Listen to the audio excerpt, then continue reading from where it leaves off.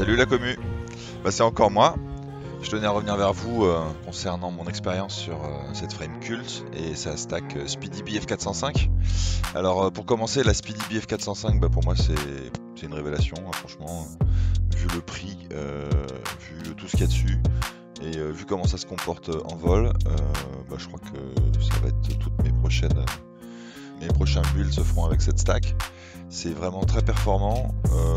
J'ai un peu galéré, je vous avoue, avec la carte micro SD à formater en FAT32 pour récupérer la black box. Mais sinon, franchement, j'ai rien à dire sur cette stack, quoi. Ça marche très fort pour l'instant. J'ai aucun problème avec. Voilà. Concernant la frame culte, j'aime toujours autant cette frame. Mais voilà, comme vous pouvez le voir là, une petite touchette dans un arbre, désarmement. Je suis tombé dans l'herbe et j'ai cassé un bras. Donc, je vous avoue que je suis un peu déçu. Je m'attendais à quelque chose d'un peu plus résistant. Peut-être un coup de malchance.